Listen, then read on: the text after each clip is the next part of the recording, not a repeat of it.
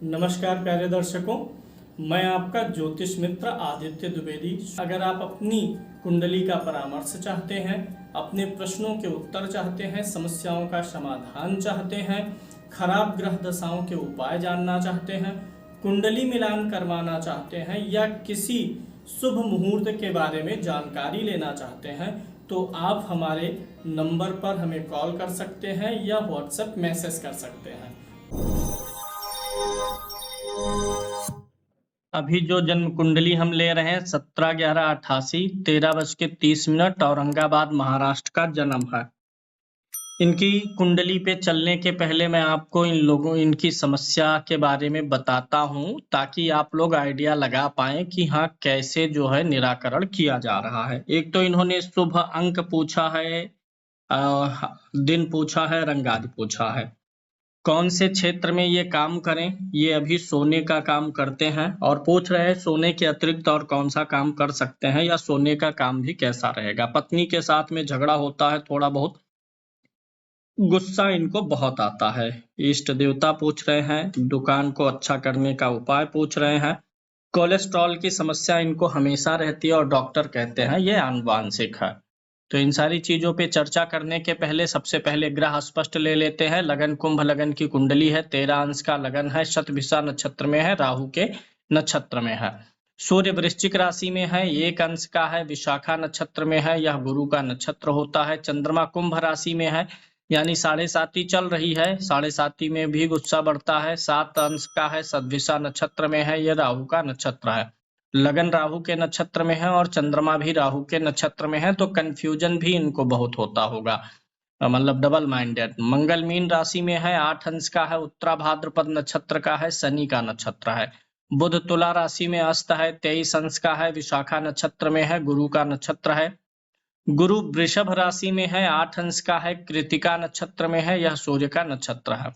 शुक्र नीच राशि में है, कन्या राशि में है, गड़बड़ हो गया, भाग्य का स्वामी भी यही है। 28 अंश का है, चित्रा नक्षत्र में है, जो कि मंगल का नक्षत्र है। शनि धनु राशि में है, 6 अंश का है और यह जो है मूल नक्षत्र केतु के नक्षत्र में है। राहु कुंभ में है, 17 अंश का है। अब यहाँ पर सूर्य चंद्रमा और राहु का ग्रहण भी बन रहा है, सद्भिषा नक्षत्र में हो गया, राहु का नक्षत्र है। और यहाँ पे केतु सिंह राशि में है, 17 अंश का है, पूर्वा फाल्गुनी शुक्र के नक्षत्र में है। अब इन सारे ग्रह स्थितियों की विवेचना लग्न कुंडली पे करना होगा। जैसा कि पता है कि चंद्रमा जो है यहाँ पर राहु के नक्षत्र में गया हुआ है। लगन में 11 नंबर की गिनती लिखी है, लग्नेश शनि हुआ, एकादश भाव में जाके बैठा हुआ है। लग्नेश एकादश भाव में जाकर के कमाई देता है, कभी जीवन में आजीविका बंद नहीं होने देगा। कम ज्यादा ऊपर नीचे भले कुछ हो जाए, लेकिन आजीविका चलाए रखने का ये प्रयास करता रहेगा। लगन में राहु और चंद्रमा की युति है। लगन हमारा शरीर होता है, विचार होता है, हाव भाव होता है, तो लगन में ही ग्रहण दोष के नाते अगर इनसे कोई व्यक्ति कोई बात बोलता है तो उसे ये समझ नहीं पाते या अगला व्यक्ति इनको बातों को समझा नहीं पाता, जो कि इरिटेशन का कारण बनता है। यानी ग्रहण दोष प्रबल है इस कुंडली में। किसी भी कुंडली में सूर्य ग्रहण या चंद्र ग्रहण होता है तो व्यक्ति को काफी मुश्किलें आती हैं। कुंडली कितनी ही अच्छी हो जाए, खूब अच्छी हो, लेकिन चंद्रमा राहु है तो जो कुंडली अच्छी है, राजयोग है, उन सबको पाने में हर कदम पे जद्दोजहद झिकझिक बाजियां जीवन में बढ़ जाती हैं। तो चंद्रमा राहु के कारण झिकझिक बाजियां बढ़ी हुई हैं और ये मेंटल प्रॉब्लम भी देता है, मानसिक तनाव, डिप्रेशन, चिंता आदि भी उत्पन्न करने का प्रयास करता है। अभी दशा वगैरह देखेंगे तब विचार करेंगे कि अत्यधिक यह जो है डिप्रेशन, चिंता कब दे सकता है। अब देखिए चंद्रमा जो है राहु के साथ है और शनि की तीसरी दृष्टि भी पड़ रही है, तो चंद्रमा ज्यादा पीड़ित हुआ ना। गनीमत ये है कि ये चंद्रमा सूर्य के आगे बैठा है, यानी शुक्ल पक्ष का हो गया, अन्यथा डीप डिप्रेशन का योग बन जाता। तो ये चंद्र राहु गड़बड़ है, इसको सही करना होगा ताकि जीवन के अवरोध थोड़ा सा कम हो। शनि इनके लिए कारक है, बुध इनके लिए कारक है और शुक्र इनके लिए कारक है। तो ये 3 कारक ग्रहों में 2 ग्रह तो बिगड़ गए हैं। 2 ग्रहों में एक तो बुध हस्त हो गया है और दूसरा शुक्र नीच राशि में है, जो कि भाग्य का स्वामी है। अब यहाँ पर जरा देखिएगा, ये जो शुक्र भाग्य का स्वामी होके नीच राशि में है, ये नवमांश कुंडली में भी नीच राशि में है। नवमांश में हट गया होता तो भी भाग्य प्रबल हो जाता, तो भाग्य थोड़ा जिस स्तर का होना चाहिए नहीं दिख रहा है। भाव में तो अच्छा ग्रह बुध बैठा है, कारक है, लेकिन यहाँ पर शुक्र नीच का हुआ है। बुध और शुक्र का स्थान परिवर्तन भी हुआ है, बुध शुक्र के घर में है, शुक्र बुध के, इसलिए थोड़ा सा ये नीच का जो अस्त का प्रभाव है वो कम बुरा हो पा रहा है, लेकिन फिर भी इसमें जो बल होना चाहिए था नहीं आ पा रहा है। द्वितीय भाव में मंगल महाराज बैठे हुए हैं, ये तृतीय भाव के स्वामी है और कर्म भाव के स्वामी भी है। तो मंगल कर्म भाव के स्वामी होकर धन भाव में बैठे हैं, ठीक स्थिति में है, गड़बड़ नहीं करते हैं। मंगल के सामने शुक्र है, तो ये कुछ व्यसन भी प्रदान करने का कभी कभी प्रयास कर सकते हैं, भोग विलास देने का प्रयास करते हैं। शुक्र अष्टम भाव में है, नीच राशि में है और सप्तम भाव में केतु बैठा, पत्नी का कोई छोटा मोटा ऑपरेशन होने की गुंजाइश रहेगी। और चूंकि शुक्र यहाँ पर नीच का है और थोड़ा तनाव का भी योग है, तो समय समय पे थोड़ा सा इनको सेक्सुअल वीकनेस या इरेक्टाइल डिफ्यूजन आदि का सामना करना पड़ेगा, क्योंकि शुक्र भी यहाँ पर नीच राशि में बैठा हुआ है। हालांकि गुरु की दृष्टि फिर आ जाएगी, यहाँ भी गुरु की दृष्टि है, गुरु की दृष्टि 12वें भाव पर भी है, तो गुरु चीजों को मैनेज भी करता रहेगा।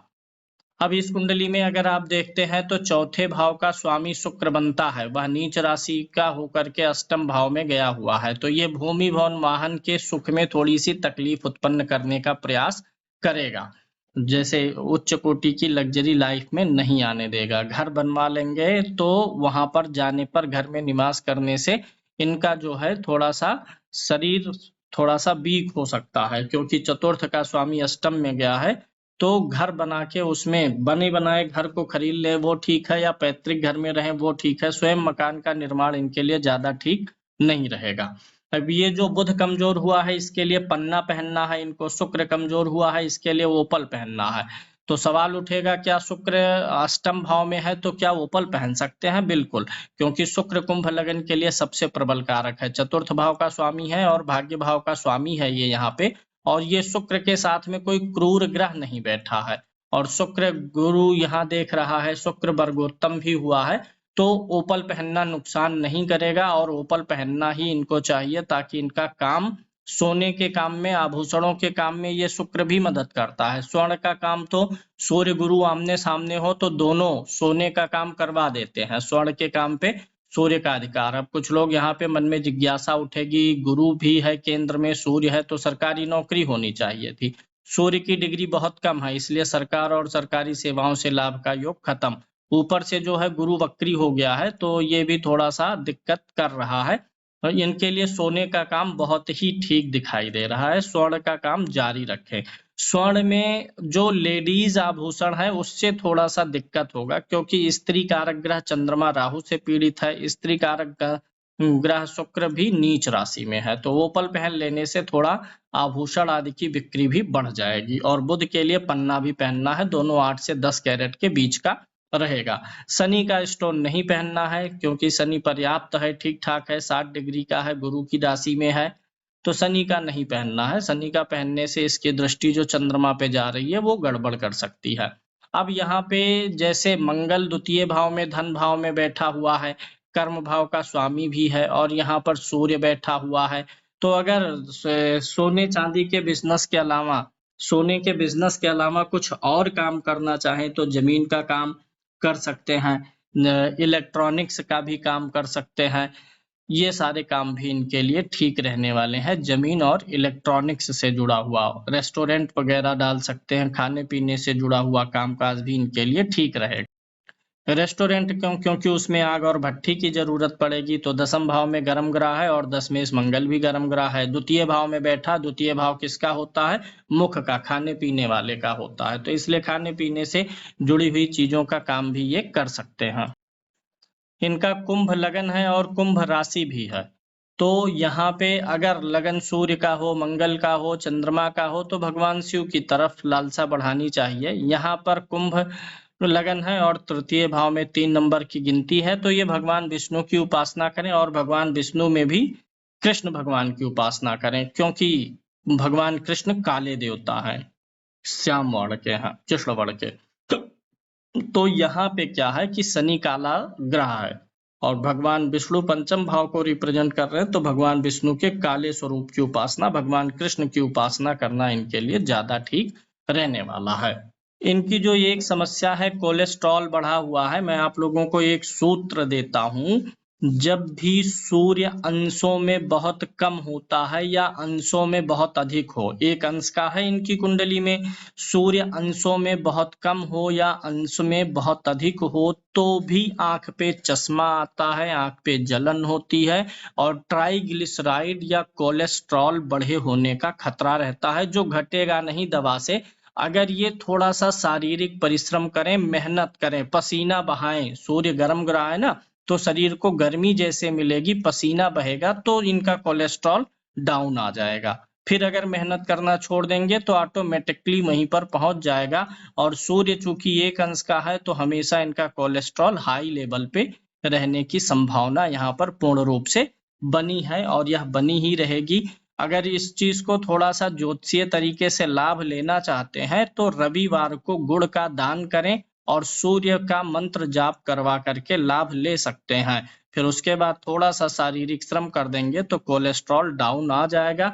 बंद करेंगे तो फिर से हो जाएगा, क्योंकि यह दशम के सूर्य को मैंने कई बार देखा है, अगर कम अंश पर हो या अधिक अंशों पर होता है, 1-2 डिग्री का हो, 28-29 डिग्री का हो, तो आंखों पे चश्मा प्लस कोलेस्ट्रॉल ये दोनों देने का काम कर देता है। दूसरा कारण क्या बनता है कि ये जो सूर्य एक अंश का है और शनि 7 अंश का है, तो सूर्य और शनि के बीच की डिग्री जो बन रही है उसमें 30 अंश का अंतर नहीं है। जब भी सूर्य शनि एक साथ होते हैं डिग्रीकली तो यहाँ पर एक साथ ही माने जाएंगे। तो यह भी जो है आंखों की समस्या और कोलेस्ट्रॉल की समस्या देता है। पिता का भी सुख थोड़ा सा, पिता का जीवन स्ट्रगल में भी बनाने का प्रयास करता है। अब अगर हम देखें तो इस कुंडली में बुध एक अच्छा ग्रह हम मान के चलते हैं, तो बुधवार दिन इनके लिए अच्छा है, हरा रंग अच्छा होगा। लेकिन बुध हस्त है तो उससे भी ज्यादा अच्छा इनके लिए शनि महाराज है, शनिवार दिन अच्छा है और काला रंग इनके लिए अच्छा होने वाला है। इसके साथ साथ अगर हम किसी दूसरे भाव के स्वामी को देखें तो गुरु भी इनको अच्छा परिणाम दे देगा। धन भाव और लाभ भाव का स्वामी है तो पीला रंग भी इनके लिए चल जाएगा और बृहस्पतिवार दिन भी इनके लिए ठीक है। तो ओवरऑल अगर हम परफेक्टली देखते हैं तो इनके लिए गुरुवार और शनिवार दिन अच्छा है सभी चीजों में, और कामकाज के लिए रविवार का दिन भी बेहतर रहेगा। शनिवार गुरुवार के साथ साथ रविवार दिन भी बेहतर रहेगा। रंग में पीला और काला रंग इनके लिए उचित रहने वाला है। सफेद रंग नहीं ठीक रहेगा, क्योंकि इधर शुक्र नीच राशि में है जो सफेद का कारक है, और इधर सफेद का कारक चंद्रमा राहु के साथ बैठा हुआ है। अभी इनकी गुरु की महादशा मार्च 2022 में खत्म हुई है और शनि का शुरू हुआ है मार्च 2022 से 2041 तक चलेगा। अभी शनि की महादशा में शनि का ही प्रत्यंतर चल रहा है, अप्रैल 2025 तक चलेगा। तब अब शनि की दशा इनके लिए लाभकारी हो जाएगी, और इस शनि की दशा में जब बुध का अंतर शुरू होगा अप्रैल 2025 में, तब विशेष रूप से लाभकारी होगा, क्योंकि ये शनि जो है इससे बुध एकादश भाव में बैठा है और दोनों ही ग्रह लगन के क्या है, मित्र होकर के बैठे हुए हैं। नवमांश कुंडली में भी दोनों मित्र की राशि में बैठे हुए हैं, तो यहाँ पर यह चीज बना हुआ है। यानी 25 से जो है इनके थोड़े से समय में सुधार होने की गुंजाइश दिख रही है। वर्तमान गोचर देखें तो शनि की 7.5 चल रही है, दूसरा चरण चल रहा है, इसलिए भी गुस्सा बढ़ रहा है। 7.5 निकलने दें, क्योंकि अभी चंद्रमा राहु के साथ है, यहाँ पर शनि है। 2.5 साल में कहीं कोई बड़ा इन्वेस्टमेंट करने का प्रयास इनको नहीं करना चाहिए। अब इनकी लगन कुंडली से नवमांश कुंडली पर शिफ्ट होते हैं। मकर लगन का नवमांश है, नवमांश का स्वामी शनि छठे भाव में है। थोड़ा बहुत कभी कभी इनको अपने पत्नी की हरकतों से, एक्टिविटीज से थोड़ा बहुत दुख हो जाया करेगा। लग्नेश छठे भाव में है, इसलिए यह पत्नी थोड़ा सा झगड़ा वगड़ा कर लिया करें कभी कभी, यह योग यहाँ से बनता हुआ आ रहा है, क्योंकि छठा भाव लड़ाई झगड़े का होता है। वैसे लग्न कुंडली से भी देखेंगे तो शुक्र इनका अष्टम भाव में नीच का है। शुक्र स्त्री का सुख देने का कारक होता है, तो यहाँ पर शुक्र नीच का हुआ। और नवमांश का अगर लग्नेश छठे भाव में जाए तो पत्नी जो है थोड़ा किरकिरबाजी करने वाली मिल जाती है, पति हो या पत्नी। अष्टम भाव में जाए तो पत्नी का स्वास्थ्य खराब होता है, 12वें में जाए तो पत्नी का स्वभाव खर्चीला होता है। तो यहाँ पर छठे भाव में गए हैं, लग्नेश शनि नवमांश के, इसलिए थोड़ा सा आप मान करके चलिए, लड़ाई झगड़ा होता रहेगा। और ये शुक्र भी यहाँ बैठा है, ओपल जो पहनने के लिए कहा गया है उसको सिद्ध करके पहनेंगे तो काफी हद तक सुधार भी हो जाएगा। नवमांश कुंडली के तृतीय भाव में गुरु राहु बैठे हुए हैं। मेहनत सही दिशा में करिएगा। शुरुआत में मेहनत का परिणाम आपको नहीं मिलेगा, लेकिन बाद में अच्छा मिल जाएगा। कमीशन से जुड़ा हुआ काम भी आप कर सकते हैं। नवमांश कुंडली में बुध की राशि में शुक्र मंगल केतु बैठे हैं और शनि भी बुध की राशि में है, तो कमीशन से जुड़े हुए काम के बारे में भी आप विचार कर सकते हैं। आपकी देशकाल कुंडली काफी ठीक है। लगन में लग्नेश बुध बैठा है, मित्र राहु के साथ बैठा हुआ है और तृतीय भाव का स्वामी सूर्य है, छठे भाव में गया है। अत्यधिक शारीरिक श्रम करेंगे तो बीमार हो जाएंगे। बहुत ज्यादा शारीरिक श्रम नहीं करना है, इस चीज का ख्याल रखिएगा। थोड़ा थोड़ा ही शारीरिक श्रम करिएगा। चतुर्थांश कुंडली का लगन देखिए ठीक है। लग्नेश मंगल के साथ में द्वितीय भाव में है और यहाँ चतुर्थ भाव में गुरु राहु की युति बनी हुई है, यानी कि यहाँ पे आपको घर का सुख और 4 पहिया वाहन का सुख भी मिलने वाला है। 4 व्हीलर वाहन भी आपको प्राप्त हो जाएगा। परिवार में आपके लोग थोड़ा सा एक दूसरे से कंफ्यूज रहते हैं, एक दूसरे में थोड़ा सा भ्रमित होने का योग भी दिखाई देता है, क्योंकि यहाँ गुरु और राहु की युति बनी हुई है।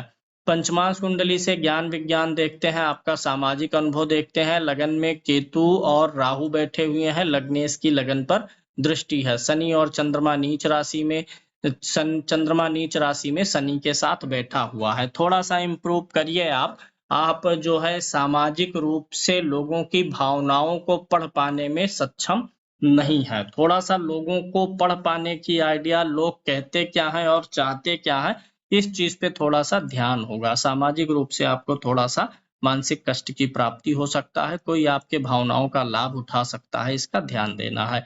षष्ठांश कुंडली का लगन ठीक है। लग्नेश तृतीय भाव में गया हुआ है, छठे भाव में मंगल गुरु है। ना काहू से दोस्ती, ना काहू से बैर, न ज्यादा दुश्मनी है, न किसी से मित्रता है। मित्र है ठीक है, मित्र मित्र के स्तर के हैं और शत्रु बनाने में आप विश्वास नहीं रखते, लेकिन अगर कोई शत्रुता करेगा तो आप उससे निपट ले जाएंगे। यानी यहाँ पर षष्ठांश कुंडली आपकी ठीक ठाक नजर आ रही है। चलते हैं सप्तमांश कुंडली पर। सप्तमांश कुंडली के लगन में सूर्य महाराज बैठे हुए हैं, क्रूर ग्रह है। लग्नेश शुक्र नीच राशि में होकर के बैठा हुआ है और यहाँ पंचम का स्वामी बुध भी नीच राशि में है। पहली संतान को लेकर के दिक्कतें दिखाई दे रही हैं। पहली संतान का देर से होना, पहली संतान का होने के बाद आपको थोड़ी बहुत दिक्कत हुई हो, या पहली संतान आगे चल के आपकी अवज्ञाकारी हो जाए, पहला गर्भ नष्ट हुआ हो, कुछ ऐसा है। अगर पहला गर्भ नष्ट हुआ है तो कोई दिक्कत नहीं है, अन्यथा पहली संतान से आपको सुख और सहयोग में कमी रहेगी। दूसरी संतान का भी योग बनेगा, क्योंकि सप्तम भाव में मंगल स्वराशि का है। अष्टमांश कुंडली से आयु देखेंगे, लगन में ही उच्च का ग्रह बैठा हुआ है। लग्नेश भी ठीक स्थिति में है और अष्टम भाव में बुध और मंगल की युति बनी हुई है। दसम भाव में सूर्य है, पीड़ित नहीं है। पेट गैस की समस्या और कभी कभी कमर और पीठ के निचले हिस्से में दर्द की समस्या रहेगी। शेष जो है आयु और स्वास्थ्य आपका ठीक दिखाई दे रहा है। अगली कुंडली पर चलते हैं और वहां से कैरियर आदि के बारे में विचार करते हैं। दसमांश कुंडली का लगन देखिए, लग्नेश 12वें भाव में है। कामकाज के सिलसिले में कुछ न कुछ यात्राएं करनी पड़ सकती हैं। द्वितीय भाव में सूर्य के साथ राहु है, तो पैसा थोड़ा बहुत आपका फंसा रहेगा व्यापार में। पैसा आस लगाएंगे, 2 महीने बाद निकल के आएगा। गुरु बैठा हुआ है दसम भाव में, बहुत अच्छा है। सोने का काम आप कर रहे हैं, इसको कंटिन्यू रखेंगे तो ठीक है। मंगल देखिए दसमांश में उच्च का होकर के बैठा हुआ है, तो जमीन का काम भी आपके लिए ठीक दिखाई दे रहा है। चंद्रमा लाभ भाव में है, यह स्थिति भी बहुत अच्छी है। शनि और शुक्र की युति भी अच्छी है। दसमांश में आपके काल सर्प दोष है, इसलिए कैरियर का उत्थान थोड़ा देर से होने का योग बना हुआ है। तो यहाँ पर जो सूर्य के साथ राहु बैठा हुआ है, तो ये बता रहा है कि आप अपनी दुकान पे, और इधर केतु भी है, दुकान पे आप अपने 3 रुद्राक्ष रखिए। एक मुखी रुद्राक्ष एक रखिए। दुकान पे कहीं पूजा का छोटा सा बनाए होंगे काउंटर वगैरह, तो वहां पर एक सूर्य के लिए 1 मुखी रुद्राक्ष रख दीजिए, राहु के लिए 8 मुखी, केतु के लिए 9 मुखी रुद्राक्ष रख दीजिए दुकान पे। रोज वहां धूप अगरबत्ती दीपक जलाइए, धीरे धीरे दुकान की स्थिति और बेहतर हो जाएगी। कामकाज मिला करके कुल ठीक ठाक है, बहुत न गड़बड़ है न बहुत उच्च लेवल का है, लेकिन फिर भी इतना है कि संतोषजनक रहेगा। एकादशांश कुंडली से मनोकामनाओं की पूर्ति देखेंगे। लगन में शुक्र बैठा हुआ है, शनि बैठा हुआ है, उच्च राशि में है, शुक्र नीच राशि में। आपका शुक्र बहुत जगह नीच राशि में है, इसीलिए जो है आप जो है पत्नी से थोड़ा सा संबंध बिगाड़ रहा है। और नीच का शुक्र है तो थोड़ा सा देखिएगा कि इस शुक्र के कारण से शुगर वगैरह का भी ख्याल रख के चलिएगा। तो एकादशांश आपका ठीक है, चतुर्थ भाव का स्वामी उच्च का है, गाड़ी का सुख दे देता है और मनोकामनाओं की पूर्ति कराएगा। द्वादशांश कुंडली से माता पिता के सुख को देखते हैं। लगन का स्वामी चंद्रमा है और चंद्रमा दशम में बैठा हुआ है। सूर्य यहाँ पर पंचम भाव में बैठा हुआ है और इसके ऊपर शनि की दृष्टि है। पिता पक्ष थोड़ा सा जो है आपको लेकर के चिंतित या पिता के स्वास्थ्य को लेकर के चिंता। और लगन में चंद्रमा का ग्रहण बना है, माता के भी स्वास्थ्य को चिंता। माता पिता का स्वास्थ्य और सुख जो है थोड़ा सा आपको पीड़ित कर सकता है। खोड़सास कुंडली में वाहन का योग बहुत सुंदर है। लगन में ही शुक्र उच्च का है, चतुर्थ भाव का स्वामी बुध भी ठीक है, चतुर्थ भाव पे दृष्टि है गुरु की। वाहन का सुख अच्छा है, यानी अच्छे वाहन की प्राप्ति होगी। विषांश कुंडली से आध्यात्मिक उन्नति देखेंगे। लग्नेश सूर्य है, शनि के साथ में बैठा है पंचम भाव में, तो यहाँ से भी भगवान कृष्ण की उपासना करिए, काले देवी देवताओं की उपासना करिए, वह आपके लिए बहुत अच्छा। चंद्रमा नवम में है, तीर्थ यात्राएं करने का भी अवसर आपको मिलेगा। सर्वाष्टक वर्ग की कुंडली पर चलिए। लगन में 30 पॉइंट है जो आयु आरोग्य और स्वास्थ्य के लिए ठीक होता है। धन भाव में 31 पॉइंट है और इसी के बराबर देखिए व्यय भाव में 22 पॉइंट है। धन और व्यय में काफी अंतर है। आपके जीवन में आर्थिक परेशानियां विपत्तियां नहीं आएंगी। लाभ में भी देखिए अधिक है। लाभ भाव के पॉइंट अधिक हो, धन भाव के पॉइंट अधिक हो। किससे अधिक हो? व्यय से। तो बहुत अच्छा योग है, यानी कि आपका कामकाज रुकने वाला नहीं है। दिक्कत कहाँ होती है? जब जीवन में धन का आगमन बंद हो जाता है। खर्चा हो वो तो होगा ही होगा, लेकिन आगमन नहीं बंद होता है तो दिक्कत नहीं होती है। तो यहाँ पर आपकी कुंडली से आगमन धन का बंद होने वाला नहीं है। आर्थिक स्थिति हमेशा ठीक रहेगी, यानी पैसे के लिए मोहताज नहीं होना पड़ेगा। यहाँ पर देख लेते हैं तृतीय भाव में 29 पॉइंट है, यानी आप औसत से थोड़ा अधिक मेहनत कर पाएंगे। सुख भोगने का अवसर थोड़ा सा कम मिलेगा, क्योंकि चतुर्थ भाव में 25 पॉइंट है, तो सुख साधन सुविधा बना भी लेंगे तो उसका इस्तेमाल आप स्वयं कम कर पाएंगे। संतान भाव में 27 है। एवरेज पॉइंट जो होते हैं 28 होते हैं, तो एवरेज से थोड़ा सा कम है, संतान से थोड़ा सा एवरेज कम मिलेगा सहयोग। यहाँ पर 32 पॉइंट है, यानी कि यहाँ पर छठे भाव में 32 पॉइंट है, तो यानी कि आपको और बड़े लोगों से कंपटीशन करने की आवश्यकता है। पति और पत्नी के भाव में ज्यादा अंतर नहीं है। यहाँ पर 30 है, यहाँ पर 27 है, 3 अंक का अंतर है। यानी आप ये मान लीजिए कि 100 बातों में 3 बातें आप लोगों की मैच नहीं होती हैं। 100 बातों में 3 बातों में आप लोगों का एक दूसरे से मतभेद रह सकता है। यहाँ ये समझ लीजिए 27 पॉइंट है, ये आयु को बढ़ाता है। भाग्य जो है थोड़ा सा कम है, कर्म और भी कम है। कर्म और बढ़ाइए आप जितना मेहनत कर रहे हैं ना उस हिसाब से आपको कुछ ज्यादा ही मिल रहा है, लेकिन आपको और मेहनत करने की जरूरत है, क्योंकि कर्म भाव में कम पॉइंट है। एक चीज यहाँ पर देखिएगा कि जो धन भाव का पॉइंट है, लाभ भाव का पॉइंट है, कर्म भाव का पॉइंट उससे बहुत कम है। यहाँ 31 पॉइंट है, यहाँ 38 है। लगन में भी अच्छा है, कर्म में यहाँ पर कमी है। तो थोड़ा मन और लगाइए, मन आपका थोड़ा सा कम लग रहा है काम में। दशाओं पर चलते हैं। यहाँ पर दशा में देख लीजिए शनि की महादशा चल रही है, जो कि मैंने आपको बोला ही मार्च 2022 तक गुरु की दशा थी। गुरु आपका कारक ग्रह नहीं है, लेकिन अब शनि आपकी कुंडली में कारक ग्रह है। 12वें और लगन का स्वामी है, लेकिन लग्नेश को 12वें भाव का दोष लगेगा नहीं, तो शनि महाराज आपको अच्छा फल देने वाले हैं।